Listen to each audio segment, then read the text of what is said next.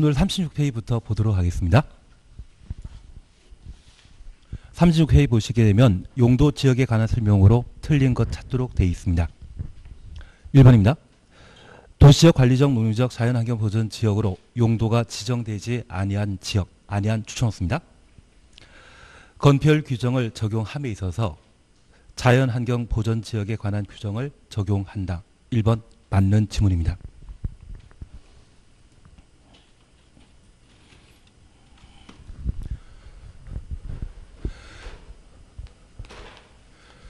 용도 지역제와 관련되어서는 국토의 개 및 이용에 관한 법령과 조례에서 용도 지역을 지정할 수 있는 대상을 정해 놓고 있습니다. 그래서 법률과 시행령에서 도시군 관리계획 결정권자가 지정할 대상을 정해 놓고 있고, 올해 법을 개정하여 도시지역에 속하게 되는 주거지역, 상업지역, 공업지역, 녹지지역에 대해서는 조례로 용도지역을 추가하여 세분할 수 있도록 정해 놓고 있습니다. 다만 우리가 이해해 주실 것은 주상 공록을 추가해서 세분하는 것이지 새로운 용도지역을 신설하는 것은 아닙니다. 현재 법령에 정하고 있는 용도지역은 도시지역과 관농자로 각각 구분하고 있는데, 이러한 네 가지 용도지역 외에 갑자기 준도시지역이나 엉뚱한 용도지역을 새로 신설할 수 있도록 표현하게 되면 그 자체가 잘못된 것으로 파악해 놓습니다. 그래서 현재 용도지역은 법령으로 정해 놓은 것과 조례로 세분하고 있는 것을 도시군 관리계획 결정권자가 도시군 관리계획으로 결정 고시할 수 있다는 것을 파악해 놓습니다. 특히 올해 개정된 사항으로 주상 공록에 대해서는 조례로 추가 세분할 수 있다는 것 파악해 놓습니다. 이러한 용도지역이 각각 결정되게 되면 용도지역의 지정 목적을 달성하기 위한 행위 제한이 가해지게 되고, 이러한 행위 제한은 해당 용도지역의 토지 소유자가 행위 제한에 따라 개발 행위를 하도록 돼 있는데, 이를 위반하면 2년 이하의 징역, 2천만 이하의 벌금에 처하도록 돼 있습니다. 각각의 용도지역마다 건축할 수 있는 건축물의 용도를 제한하고 있는데, 건축물의 용도 제한을 약칭해서 건축 제한이라 하고, 건축물의 크기와 관련된 건폐율, 용적률을 각각 제한하게 됩니다. 특별히 이러한 용도지역을 지정함에 있어서 도시지역에 포함되었지만 용도지역이 미분인 경우가 있고, 관리지역에 포함되어 있지만 계획관리지역이나 생산관리지역, 보전관리지역으로 세분되지 못한 경우가 있습니다. 심지어 새로 간척사업을 통해 땅이 확보되었는데 해당 간척지가 공유수면 매립지가 이웃한 용도지역과 지정 목적이 다르거나 둘 이상의 용도지역에 걸쳐 있는 경우에는 도시군 관리계획으로 결정할 때까지 용도지역이 미정인 경우가 있습니다. 이렇게 용도지역이 미정인 상태에서 그냥 개발행위 했다가는 난개발이 예상되기 때문에 가장 규제 심한 용도지역의 행위 제한을 가도록 되어 있는데, 특별히 도시적, 관리적, 농림적, 자연환경보전지역에 속하지 않다면 가장 규제가 심한 자연환경보전지역의 행위 제한 규정, 건축 제한과 건폐율, 용적률을 적용하도록 되어 있습니다. 만약 도시지역에 편입되었지만 세부 용도지역이 미정인 상태라고 하면 도시지역 중에 가장 행위 제한이 강한 보전 녹지지역에 행위 제한을 가도록 되어 있고, 관리지역에 편입되었지만 아직 계획관리지역 등으로 세분되지 못했다고 하면 그때는 보전관리지역에 행위 제한을 적용하도록 되어 있습니다. 그래서 지금 우리 교재에서는 건폐율 규정을 적용함에 있어서 자연환경보전지역의 규정을 적용한다라고 되어 있는데, 건폐율만이 아니라 건축 제한과 용적률도 함께 적용한다, 그렇게 파악해 주는 게 필요하십니다. 나는 이런 것 잘 기억하고 있다? 이 정도가 시건축이죠. 2번입니다. 관리지역의 세부 용도지역이 지정되지 아니한 경우, 아니한 추천 없습니다. 용적률에 대해 계획관리지역에 관한 규정을 적용한다. 보전관리지역을 적용하도록 되어 있습니다. 그리고 3번입니다. 관리지역의 농지법에 의한 농업진흥지역으로 지정 고시된 지역은 한 줄 밑에 농림지역으로 결정 고시된 것으로 본다. 의제에 관한 규정입니다. 그리고 우리는 예를 보게 되면 항상 기억나는 게 있습니다. 용도지역 지정과 관련되어서는 원칙적인 지정 절차가 있고 예외에 해당되는 경우가 있는데 특별히 조례로 세분된 용도지역을 지정하고자 한다면 그 결정권자에는 국토교통부 장관이 빠집니다.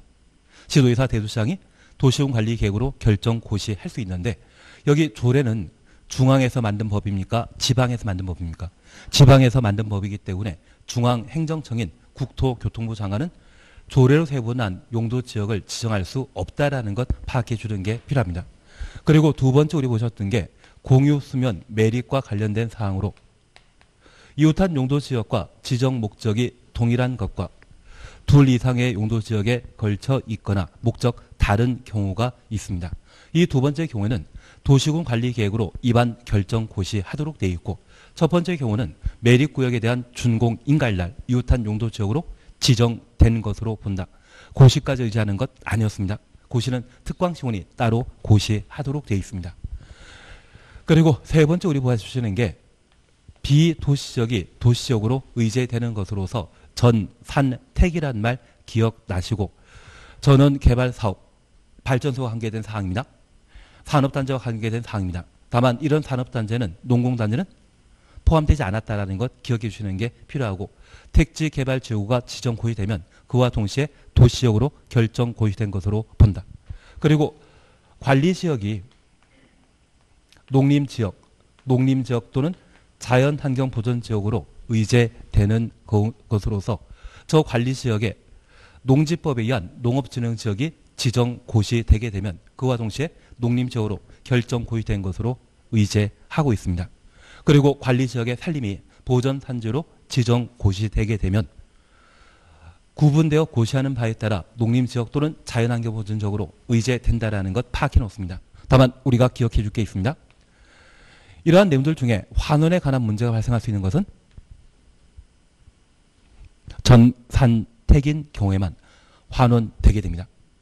개발사업이 완료된다고 하면 도시적으로 그냥 유지되겠지만 개발사업이 미완성 상태에서 해제되게 되면 종전용도지역으로 환원되게 되는데 여기 관리지역이 농림지역으로 의제되는 경우에는 환원에 관한 문제가 없었습니다. 환원은 전산택의 경우에만 가능하다라는 것 기억해 놓습니다. 그래서 택지개발지구가 개발사업 완료되어 해제되게 되면 택지개발지구는 택지개발사업을 목적으로 지정한 곳으로서 개발사업이 끝날 겁니다. 완성 상태에서 해제되게 되면 환원에 관한 문제 없고 미완료 상태에서 해제되게 되면 종전 용도지역으로 환원된다라는 것 파악해 놓습니다. 나는 항만구역, 어항구역도 기억난다? 땅이 항만구역 지정되는 것이니까 바다가 지정되는 겁니까? 바다. 그래서 도시지역에 연접한 공유수면. 그래서 공유수면 앞에는 항상 도시지역이라는 말을 보시는 게 필요했었습니다. 예, 그래서 우리 3과 관련된 이야기 그런 차원에서 정리해 놓으시면 됩니다. 4번입니다. 공유수면 매립 목적이 해당 매립구역과 이웃하고 있는 용도지역 내용과 다른 경우, 다른 추정수입니다. 매립구역에 속할 용도지역은 도시군 관리계획 결정으로 지정하여야 한다. 당연한 이야기입니다. 그리고 5번 택지개발지구이죠. 도시적으로 결정 고시된 것으로 본다. 그래서 우리가 잠깐 의제에 관한 사항들을 살펴보게 되면 관리지역으로 의지하는 것은 없습니다. 도시적으로 의지하는 것, 농림지역으로 의지하는 것, 농림지역 또는 자연환경보전지역으로 의지하는 것은 있지만 관리지역으로 의지하는 것은 없다. 만약 관리지역으로 지정된 것을 본다. 이 말 나오면 그 자체가 잘못된 것으로 판단해 놓습니다. 8번입니다. 아파트를 건축할 수 있는 용도지역 찾도록 되어 있는데 1번 계획관리지역. 관농차에는 4층 이하의 건물만 건축하기 때문에 주택으로 사용 층수가 5개층 이상인 아파트는 건축할 수 없습니다. 일반 공업지역. 반도체 공장이나 자동차 공장 크게 만들 땅이기 때문에 주택 중에 큰 규모인 아파트는 건축할 수 없습니다. 유통상업지역은 소음이 심각하기 때문에 아파트 건축할 수 없고 일종 일반 주거지역의 경우는 저층 주택 4층 이하만 건축하기 때문에 아파트 건축할 수 없습니다. 그래서 답은 5번입니다. 나는 건축제한과 관련되어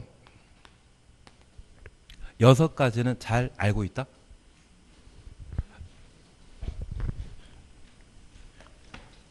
최소한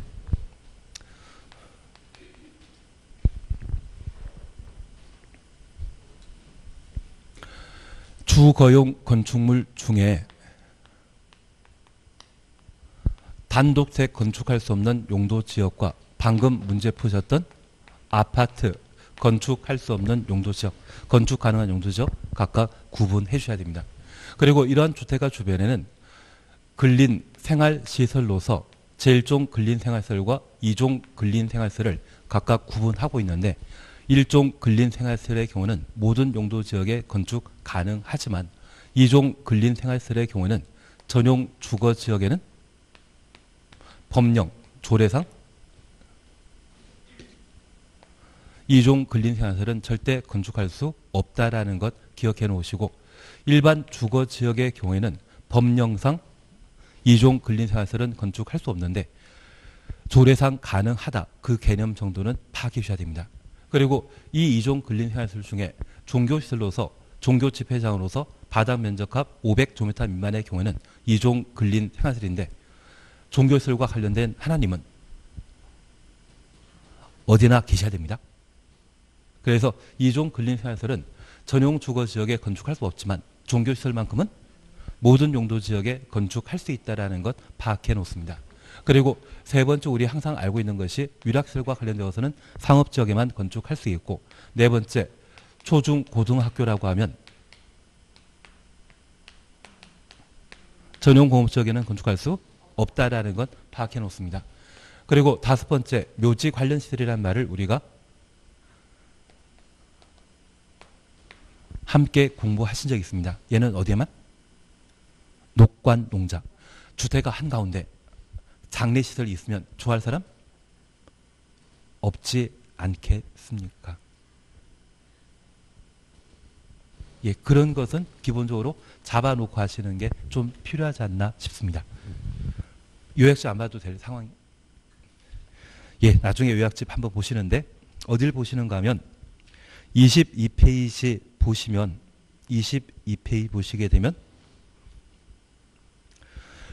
행위 제한과 관련된 건축 제한 규정으로서 최근 아파트에 대한 사항은 시험에 출제했기 때문에 크게 신경 쓸 필요는 없으실 겁니다. 다만 우리가 항상 기억하실 것이 이 아파트는 주택사용 층수가 5계층 이상이라는 것 기억하신다면 단독택을 건축할 수 없는 유통 상업지역과 전용 공업지역에는 당연히 건축할 수 없고 전용 공업지역에 추가적으로 일반 공업지역에는 경공업 배치한다. 환경 제하지 않는 공업 배치한다. 환경 제하지 않는 공업 배치하게 되는데 그 대표적인 것이 반도체 공장이나 자동차 공장이 되게 됩니다. 규모 큰 공장 만드는데 그 한켠에 규모 큰 아파트를 만드는 것은 큰 게 동시에 만들어지는 것은 곤란하기 때문에 일반 공업지역에는 그런 것 건축할 수 없다라는 것 파악해 놓습니다. 그리고 재미로 우리 기억나시는 게 저 아파트는 주거 형태 중에 가장 편리하거든요. 그래서 개발의 상징으로 분류이기 때문에 비개발 용도인 녹지지역, 관리지역, 농림지역, 자연환경보전지역에는 아파트 건축할 수 없습니다. 다만 관리지역 중에 계획관리지역으로 지정된 곳이 지구 단위 계획구역으로 지정되게 되면 아파트 개발 사업이 가능합니다. 또는 주거개발진흥지구 지정되게 되면 계획관리지역에 아파트 개발 가능한데 지구 단위 계획구역이나 개발진흥지구에 지정이 없는 상태라고 하면 녹관농자는 4층 이하의 건물만 건축하기 때문에 아파트의 건축은 불가능하다. 그렇게 파악해 놓습니다. 나는 이런 거 들어본 적? 그냥 재미로 계속 들어놓으십니다. 다음에 또 하실 겁니다. 그리고 주거지역과 관련되어 우리가 방금 함께 보셨던 내용들 중에 제1종 전용 주거지역은 단독택 중심의 양호한 주거환경 보호하는 용도지역이기 때문에 공동택에 해당되는 아파트는 건축할 수 없고 1종 일반 주거지역은 저층 주택 중심의 편리한 주거환경 조성하는 것으로서 저층 주택이라면 주택 사용 층수가 4계층 이하를 말하기 때문에 아파트는 건축할 수 없다. 그 정도를 파악해 주시는 게 필요합니다. 최근 기출문제 나왔기 때문에 그 정도는 한번 봐주시는 게 필요하시고 옆에 건폐율 용적률과 관련되어서는 나는 잘 알고 있다.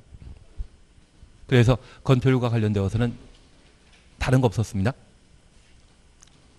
5, 6, 7에 9887이라는 거 기억하시고 공업지역의 건폐율은 70, 녹관용자의 기본 건폐율은 20%인데 계획관리지역만 예외적으로 40%라는 것 기억해 놓습니다. 일반 주거지역의 일반적인 건폐율은 60이지만 제3종 일반 주거지역의 경우는 건폐율 50%입니다.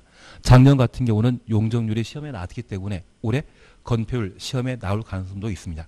그래도 가장 시험거리가 되는 것은 건축 제한으로 파악해 놓으시고 대상과 관련되어 우리 주상 공록의 경우는 조례가 정하는 바에 따라 추가 세분할 수 있습니다. 관리지역은 적용 대상 아닙니다.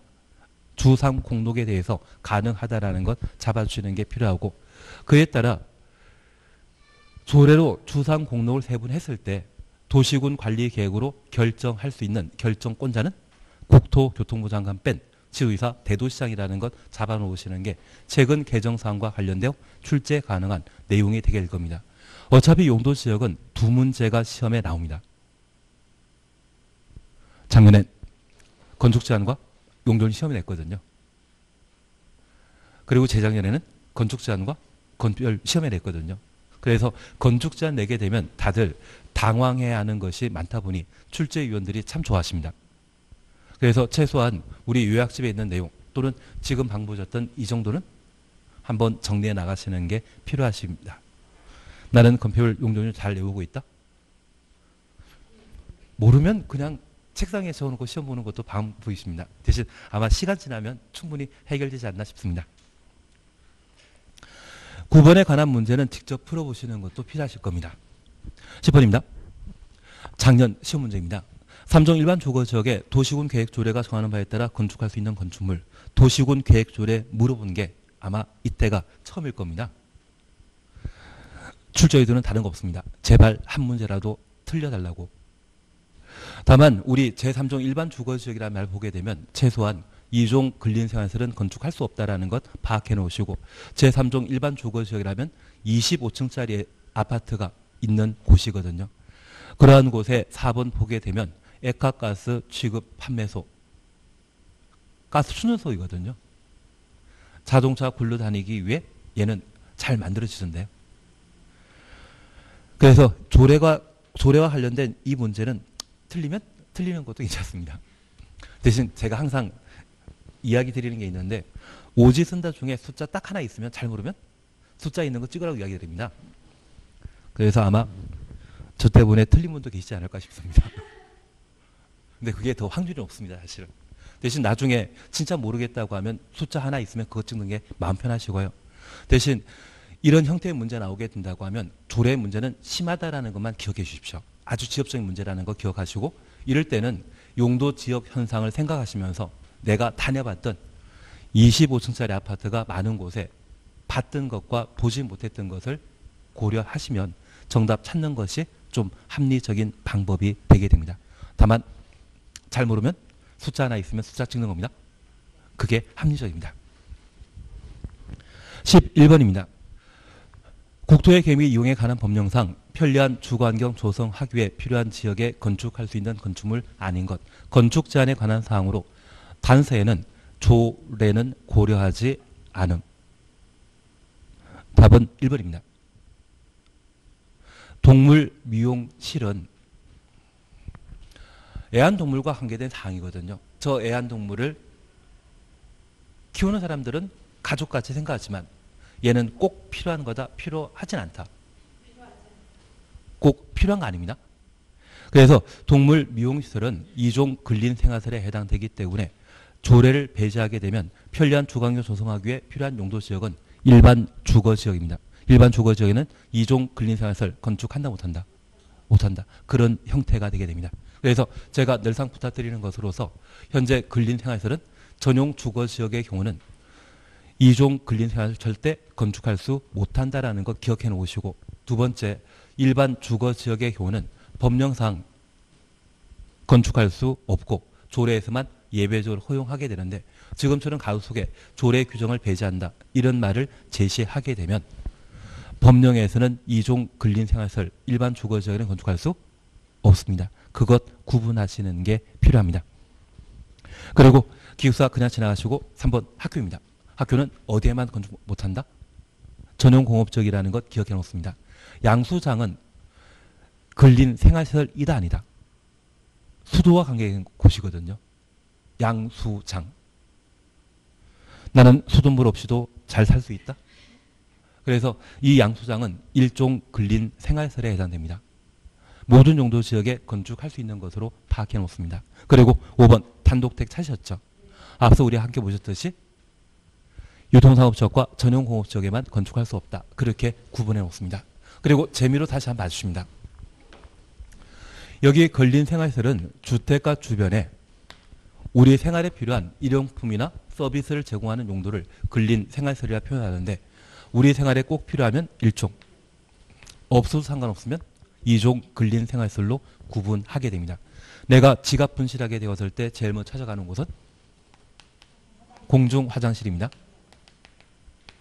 그리고 지갑 찾지 못한다고 하면 파출소 방문하셔가지고 분실 신고를 하게 되는데 이 파출소와 관련되어 그 규모가 바다 면적 1000제곱미터 미만이면 1종이고 1000 이상이면 경찰서급이 되어버립니다. 업무시설로 분류하게 됩니다. 그리고 동사무소에서 주민등록증을 다시 발급받을 필요 있는데 현재 동사무소는 주민자치센터는 옛날 이야기고요. 지금은 지역자치센터라 표현하게 됩니다. 그래서 한때 동사무소 분류였던 게 주민자치센터로 바뀌었다가 또 지역자치센터로 명칭을 바꿨는데 현재 최종적인 용도는 지역자치센터로 표현하고 있습니다. 그리고 이 세 곳 돌아다니시다 보면 출출하지 않겠습니까? 그래서 제과점이나 휴게 음식점으로서 그 바다 면적합 300제곱미터 방문하게 되면 일종 근린생활시설을 이용하신 것이고 300 이상이라면 100평 정도 되는 식당을 말할 겁니다. 그때는 2종 근린생활시설로 분류하게 됩니다. 휴게 음식점과 비교되는 것으로서 술 한잔 할 수 있는 식당이 있다면 일반 음식점입니다. 일반 음식점은 2종 근린생활시설이라는 것 기억해 놓습니다. 나는 이런 거 들어본 적 있다. 가끔 우리 빵도 샌드위치 드시고 그러지 않으십니까? 나는 밥만 먹어야 된다고 하면 할 말 없습니다. 그리고 이렇게 요기하셨다고 하면 요기하신 이후 운동해서 소화시키게 되는데 구기 운동 중에 가장 공이 작은 것은 탁구장이라는 것 기억해 놓으시고 얘보다 공이 큰 골프장이나 테니스장이나 볼링장이 있다고 하면 2종 근린 생활시설로 분류하게 됩니다. 특별히 탁구장이나 볼링장 등의 크기가 500 미만이면 근린 생활시설이지만 500 이상이면 운동시설로 바뀌어버립니다. 그리고 탁구장에서 한 30분 운동하시게 되면 땀 많이 나거든요. 가고 싶은 데는 사우나라는 이야기 안 하시는데요. 목욕장이라 돌아다니면서 이야기하시면 남들이 다 북에서 온 사람으로 알고 계실 겁니다. 그리고 이 목욕장 한켠에는 이용원과 미용원이 존재하는데 우리 원으로 끝나게 되면 죄다 일종 근린 생활시설입니다. 안마원, 조산원, 침투론 다 일종 근린 생활시설이 됩니다. 대신 안마시수라 하면 그때는 2종 근린 생활시설로 분류된다라는 것 파악해 놓습니다. 그리고 이렇게 씻고 단정을 하셨다고 하면 건강검진받으러 갈만하죠. 동네 병원이라 분류는 의원. 반면에 병실 갖춰졌다고 하면 병원으로서 의료시설로 분류하게 될 겁니다. 그리고 보건수정을 방문하시고 건강하다는 이야기를 듣게 되면 집에 돌아가실 때 제철 과일이나 책을 한 권 사들고 집에 들어가시면 소매점 방문하신 거죠. 그래서 주택가 주변에 해볼 수 있는 이런 용도가 일종 근린생활시설에 해당된다는 것 기억하시고 전기와 관련된 변전소, 수도와 관련된 양수장 이러한 것들은 생활에 꼭 필요하기 때문에 일종 근린생활시설이 됩니다. 요즘 도서관 아직도 문 닫고 있죠. 그래서 독서실이 요즘 성행한다고 하는데 독서실이 갑자기 2종에서 1종으로 바뀐 것 같지 않으십니까? 공부는 집에서만 해야 공부는 독서실에서만 해야 된다? 차에 또는 지하철 타고 다니면서 공부하는 분도 계시는데요. 그래서 독서실은 생활에 꼭 필요 없다. 필요 없기 때문에 2종 근린 생활시설로 각각 구분하게 됩니다. 좀 취지는 이해되시겠습니까? 그래서 우리 주택가에 흔히 볼 수 있는 이 정도 용도만이라도 기억해 놓게 되면 여기에 못 보신 것들은 이종 근린 생활시설로 부분하실 수 있을 겁니다. 그래서 우리 약속하신 게 있습니다. 부동산 중개업소와 관련되어 바다 면적합 30 미만이면 1종 근린 생활시설이고 30 이상 500 미만이면 2종, 500 이상이면 기획부동산이죠. 업무시설, 500 이상이면 업무시설.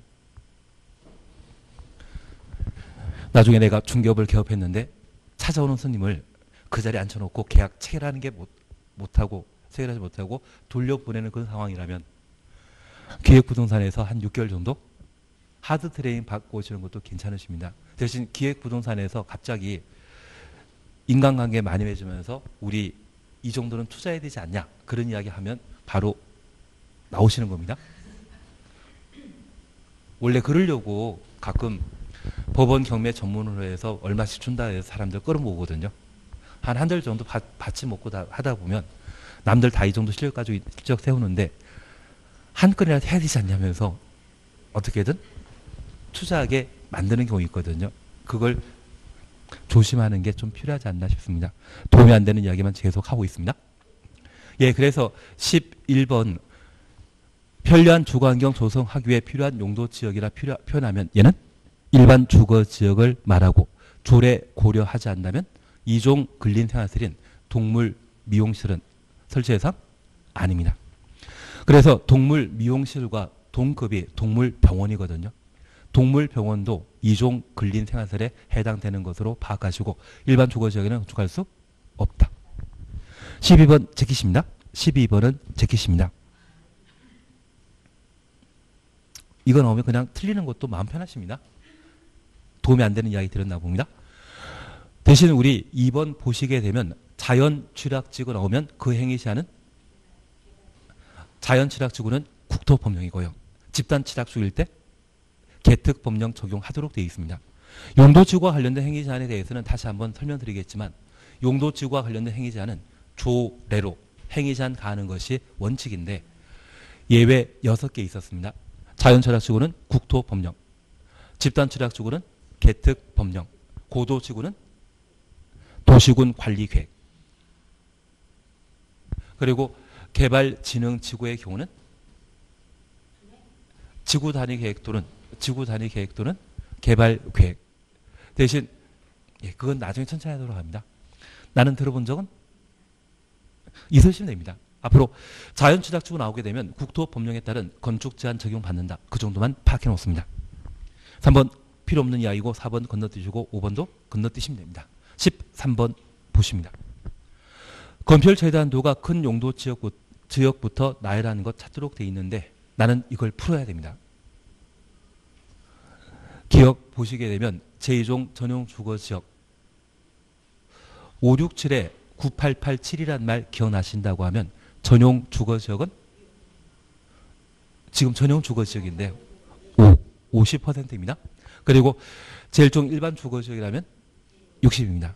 준공업지역이라면 70, 계획관리지역이라면 40%이기 때문에 가장 먼저 나와야 되는 것이 준공업지역이죠. 그 다음에 제1종 일반 주거지역, 2종 전용 주거지역, 계획관리지역 순서로 나와야 됩니다. 나는 이런 거 풀 수 없다? 없으면 567에 9887이 제일 좋습니다. 그래서 올해 정상적인 패턴이라고 하면 건축제한 아니면 건폐율에서 시험 문제 나올 때입니다. 그래서 힘드시더라도 3개 다 하는 게 기본적이지만 내가 진짜 모르겠다고 하면 적어놓고 시험 보시는 거고 몇 번 하시다 보면 다 외우시는 거거든요. 그래서 건폐율과 관련되어 567에 9887 공업지역과 관련되어서는 전 일준 모두 70%라는 기억하시고 녹과 농자의 경우는 기본 건폐율이 20%이고 계획관리지역만 40%라는 말 한번 기억해 놓습니다. 나는 그 정도는 할 수 있다. 14번 열심히 풀어보실 거죠. 진짜 이건 풀어보셔야 됩니다. 연습 삼아 풀어봐 주셔야 될 겁니다. 그리고 15번도 연습 삼아 풀어봐 주셔야 됩니다. 대신 15번과 관련 15번은 진짜 풀어봐 주십시오. 15번 진짜 풀어봐 주셔야 됩니다. 혼자 풀어보셔야 됩니다. 그래야지 올해 어떻게든 해결될 수 있습니다. 16번입니다. 국토의 개미 이용에 관한 법령상 용도 지역별 용적률의 최대 한도가 다음 중 가장 큰 것 찾도록 되어 있습니다. 그래서 나는 용적률과 관련된 사항으로 1, 3, 5에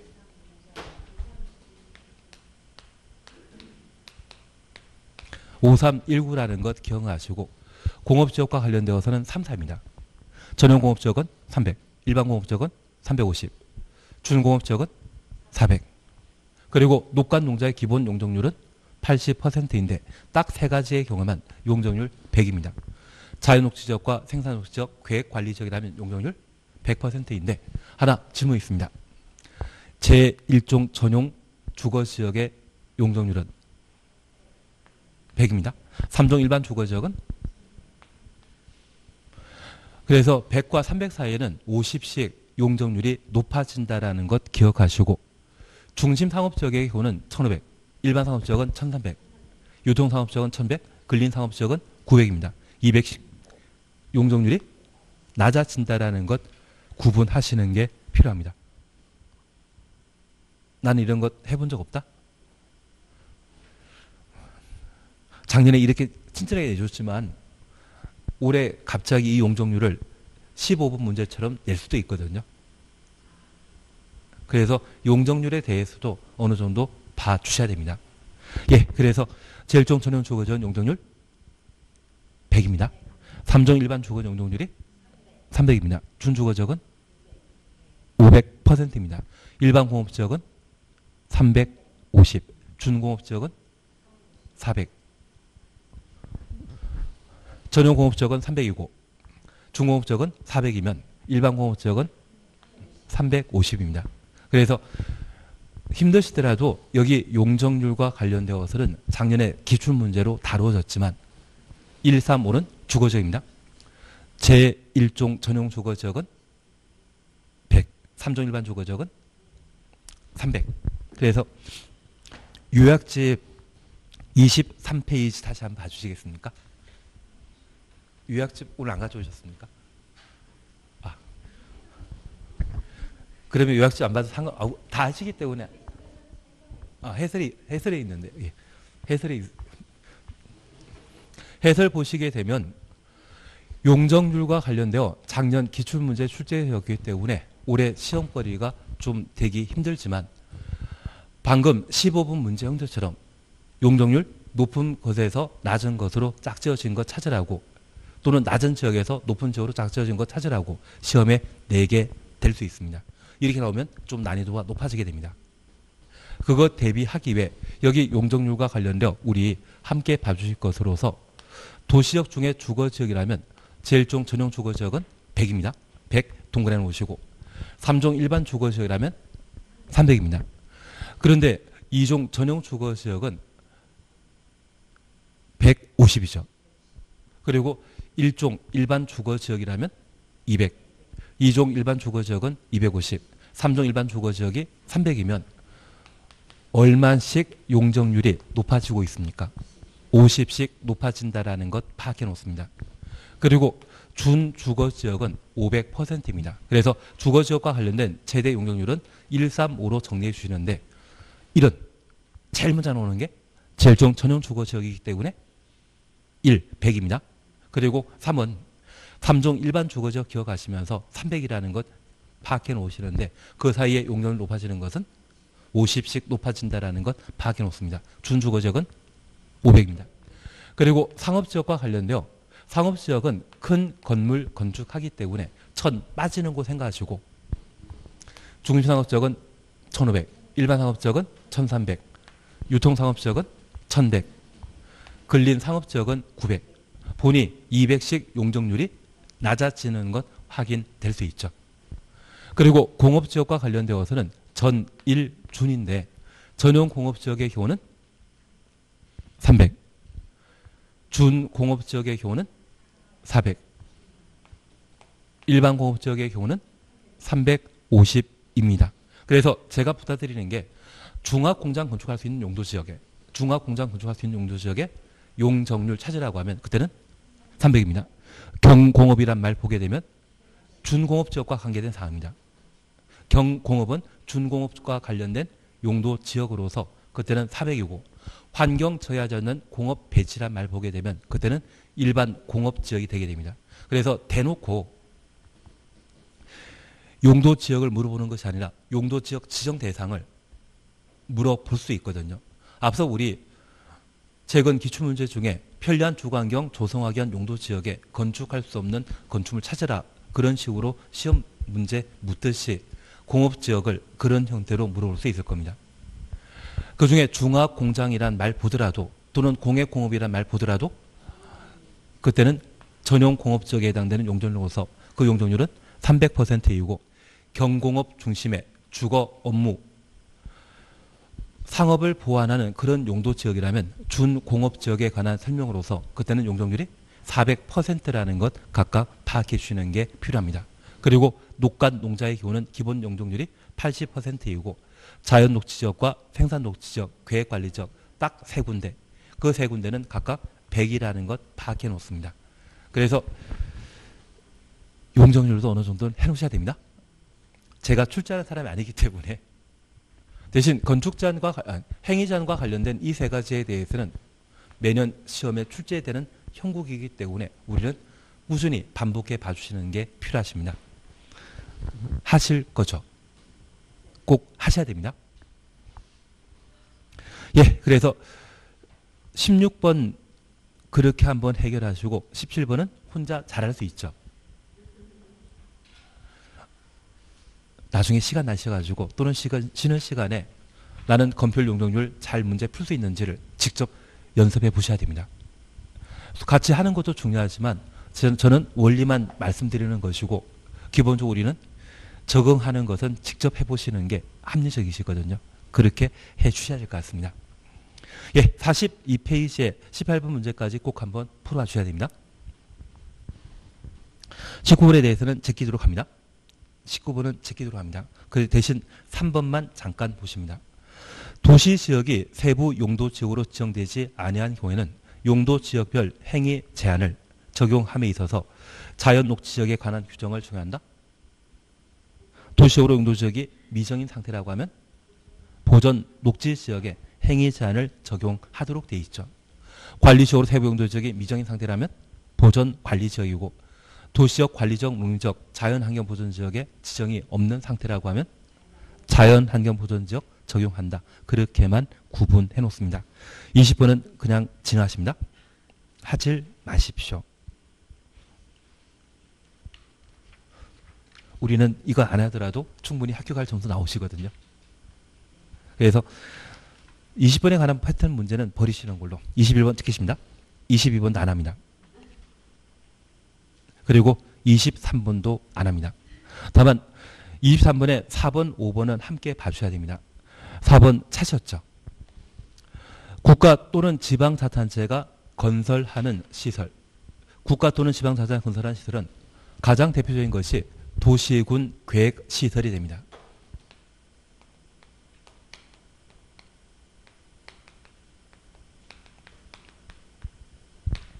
여기 도시군 계획시설로서 국립대학이나 또는 국립병원, 시립병원, 도립병원 등이 도시군 계획시설로서 국가 지방자치단체가 설치하는 시설이 되게 되는데 이러한 도시군 계획시설과 관련되어 건축 제한은 적용하지 않습니다. 대신 도시군 계획시설이라 할지라도 건폐율과 용적률은 적용하게 되는데 우리 국립대학에 해당되는 서울대나 또는 충남대를 한번 방문하신 적이 있다고 하면 대학 부지는 100만 평, 200만 평이라는데 그곳에 건축되어 있는 학교 건물 크기는 15층짜리였다? 3, 4층짜리였다? 3, 4층입니다. 나중에 가보시면 진짜 다 3, 4층입니다. 그래서 우리가 이해해 주실 것은 그런 국립대학은 애초 만들어지는 게 주상공이라고 하는 도시 한가운데 만들어지는 것이 아니라 녹간 농자에 만들어 놓고 있거든요. 녹간 농자에 만들어지게 된다고 하면 건폐율 용적률은 낮게 책정되어 있기 때문에 그 국립대학 만들어져 있는 곳, 나중에 국립병원 만들어져 있는 것 방문해 보시게 되면 건폐율 용적률은 그대로 따라가기 때문에 규모 작고 대신 그런 곳에 어떻게 저게 들어갈까 그 생각할 수 있거든요. 그런 거 무시하고 만들어진다. 그렇게만 파악해 놓습니다. 조금 이해되시겠습니까? 그래서 제가 부탁드리는 것은 4번 보게 되면 용도 지역별 용적률 최대 한도까지 건설하는 건 허용할 수 있다. 용적률 최대 한도라고 하면 용적률과 관련된 제한 적용한다는 이야기죠. 건축 제한에 대해서는 배제하지만 건폐 용적률에 대해서는 그대로 적용한다라는 것만 파악해 놓습니다. 그리고 5번 찾으셨죠? 지구 단위 계획구역 목적이 한옥마을이나 차 없는 거리 조성 등인 경우에는 주차장 설치 기준을 100%까지 완화 적용할 수 있다. 얘도 나중에 보실 텐데 현재 지구 단위 계획구역은 도시 지역에 지정되는 지구 단위 계획구역과 관농자에 지정하는 지구 단위 계획구역이 있습니다. 각각의 지역에 지구 단위 계획을 도시군 관리 계획으로 결정 고시하게 되면 도시역의 지구 단위 계획에 따라 100, 120, 150, 200%를 완화하고 비도시역의 지구 단위 계획이 결정되게 되면 100 없습니다. 120 없습니다. 100은 주차장입니다. 120은 높이 제한. 건폐율은 150, 용적률은 200%입니다. 나는 저런 건 안 봤다? 대신 나중에 지구 단위 계획 다시 할 때 제가 정리해 드릴 텐데 제가 부탁드리는 것은 현재 주차장 한옥마을의 경우 100% 완화한다. 그리고 높이 제한을 120% 완화한다. 얘는 비도시에 적용되는 것이 아니라 어디에만? 도시역에만. 그래서 막말로 관리지역에 또는 계획관리지역에 지구 단위 계획에 따라 차 없는 거리를 조성하기 위해 주차장을 100% 완화한다. 이 말로 하면 틀립니다. 그래서 주차장과 높이 제한 등은 어디에만? 도시역만. 비도시역에는 건폐율 용적률만. 그래서 건폐율의 경우는 원래 적용되는 건폐율 1.5배. 용적률은 최대 200%, 2배까지 가능하다라는 것 확인하시고 비도시역의 경우에도 건폐율 용적률에 대해서만 150%, 200% 완화시켜주게 됩니다. 그래서 지금 23번의 문제는 종합 문제 형태인데 1, 2, 3에 대해서는 딱히 여기까지 하실 필요는 없을 것 같고요. 여기까지 하시면 너무 지나치게 많이 한 겁니다. 4번, 5번 정도만 한번 보는 걸로 해주시면 될 것 같습니다. 그리고 24번은 이런 거는 풀면 안 됩니다.